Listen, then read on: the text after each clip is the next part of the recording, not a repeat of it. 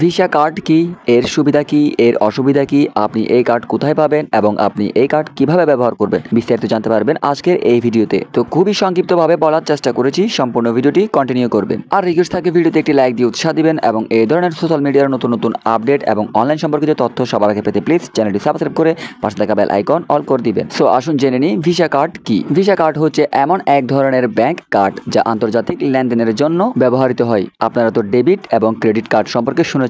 তো এই visa card debit, credit বা প্রিপেড যে কোনো ফর্মে হতে পারে। এটি হলো আন্তর্জাতিক পেমেন্ট সিস্টেম যা এই কার্ডের মাধ্যমে আপনি লেনদেন প্রক্রিয়া সহজ করতে পারবেন। এটি একটি পেমেন্ট সিস্টেম কার্ড। আপনি যদি দেশের বাইরে থেকে কোনো কিছু কেনাকাটা করেন, এই ক্ষেত্রে আপনি এই কার্ডের মাধ্যমে পেমেন্ট করতে পারবেন। এই হচ্ছে মূলত ভিসা কার্ডের কাজ। তো এই কার্ডের যেমন সুবিধা আছে ঠিক তেমনি অসুবিধাও আছে।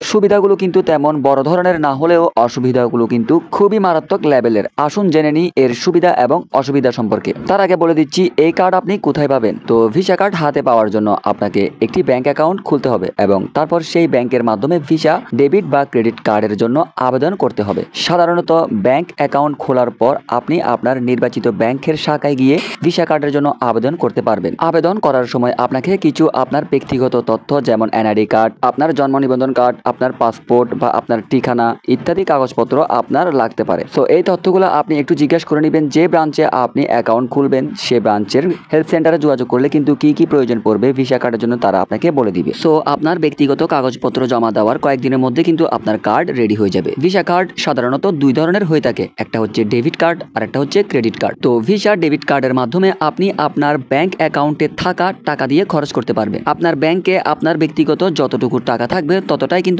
আপনি ডেবিট কার্ডের মাধ্যমে খরচ করতে পারবেন। আর ক্রেডিট কার্ডের মাধ্যমে আপনি ব্যাংক থেকে ঋণ নিয়ে খরচ করতে পারবেন এবং পরে সেই ঋণ পরিশোধও করতে পারবেন। এটাকে যদি আরো সহজভাবে বোঝাতে যাই, সেক্ষেত্রে ধরুন আপনার ব্যাংকে টাকা আছে, তো ওই টাকা আপনি আপনার ভিসা ডেবিট কার্ড দিয়ে খরচ করে ফেললেন। সো আপনার যদি ভিসা ক্রেডিট কার্ড হয়, সেক্ষেত্রে আপনার যদি ব্যাংক অ্যাকাউন্টে টাকা শেষ হয়ে যায়, সেক্ষেত্রে আপনি ব্যাংক থেকে লোন নিতে পারবেন, ধার নিয়ে খরচ করতে পারবেন। তো আসুন জেনে নিব এখন এর সুবিধা এবং অসুবিধা সম্পর্কে। তো ভিসা কার্ড ব্যবহারে আপনি কি সুবিধা পেতে পারেন। এক নাম্বার হচ্ছে সহজে এবং দ্রুত কেনাকাটায় সুবিধা দেয়, আপনি ঘরে বসেও কেনাকাটা করতে পারবেন। দুই নাম্বার হচ্ছে আন্তর্জাতিকভাবে লেনদেনের সুবিধা প্রদান করে। আপনি আন্তর্জাতিকভাবে মানে দেশের ভিতরে থেকে দেশের বাইরের যে কোনো প্রান্ত থেকে আপনি এই কার্ডের মাধ্যমে লেনদেন করতে পারবেন বা কোনো কিছু ক্রয়ও করতে পারবেন। তিন নাম্বার হচ্ছে বিভিন্ন ধরনের ডিসকাউন্ট ও অফার পাওয়া যায়। বিভিন্ন ধরনের বড় বড় শপিং সেন্টারে বিভিন্ন ব্র্যান্ডে কিন্তু আপনার ভিসা কার্ডের মাধ্যমে আপনি অফার পেতে পারেন। শুধুমাত্র ভিসা কার্ড দিয়ে পেমেন্টের জন্যই এই ডিসকাউন্ট বা অফার প্রাইসটা আপনি পেতে পারেন। চার নাম্বার হচ্ছে নগদ টাকা বহন করা ঝুঁকি কমায়। ধরুন আপনার কাছে 1 লক্ষ টাকা আছে, আপনি ওগুলা আপনার সাথে না রেখে ব্যাংকে থাকবে,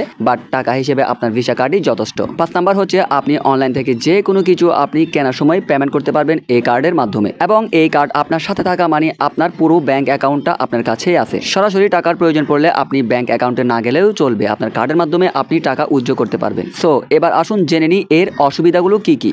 এক নাম্বার হচ্ছে সাইবার হ্যাকিং ও প্রতারণার ঝুঁকি থাকতে পারে। কার্ডের তথ্য চুরি হলে অর্থ হারানোর আশঙ্কা থাকবে। কোনো প্রকার ফিশিং বা স্ক্যাম সাইটে যদি আপনি আপনার ভিসা কার্ড ব্যবহার করেন, সেক্ষেত্রে আপনার কার্ড হ্যাক হতে পারে। 2 নাম্বার হচ্ছে বার্ষিক ফি ও অন্যান্য চার্জ বেশি কাটে। অনেক ভিসা কার্ডে বার্ষিক ফি কিন্তু একটু চার্জ বেশি নেই, লেনদেনের উপর অতিরিক্ত চার্জ কাটা হয়। যখন আপনি ইন্টারন্যাশনালি ট্রানজ্যাকশন করবেন চার্জ বেশি কাটবে। আপনি যদি এটিএম বুথ থেকে টাকা উইথড্র করেন তখনও কিন্তু চার্জ কাটবে। 3 নাম্বার হচ্ছে ওভার স্পেন্ডিং এর ঝুঁকি। তো এর মানে হচ্ছে কার্ড আপনার কাছে আছে, কার্ডে টাকাও আছে, এক্ষেত্রে কিন্তু আপনি অনেক সময় অতিরিক্ত খরচও করে ফেলতে পারেন। আপনার হাতে যদি ক্যাশ না থাকে, কার্ডও না থাকে, সেক্ষেত্রে কিছু আপনি চাইলে খরচ এড়িয়ে যেতে পারেন। এখন আপনার হাতে কার্ড আছে, কার্ডে টাকাও আছে, টাকা না থাকলে আপনি আপনার কাঙ্ক্ষিত ব্যাংক থেকে ঋণও নিতে পারবেন। এক্ষেত্রে কিন্তু আপনার ছোটখাটো খরচগুলো বাড়বে অথবা আপনি বেশি অতিরিক্ত খরচ করে ফেলবেন। তারপর কোনো কারণে যদি আপনি আপনার কার্ডের পিনটা ভুলে যান অথবা আপনার কার্ডের কোনো কাগজপত্র হারিয়ে ফেলেন, সেক্ষেত্রে আপনার কার্ডটি কিন্তু অনেক ঝুঁকিতে থাকবে। তারপর কিছু ক্ষেত্রে কিন্তু যখনই আপনি কার্ড দিয়ে পেমেন্ট করবেন তখন আপনার পেমেন্ট সঠিকভাবে হয় না,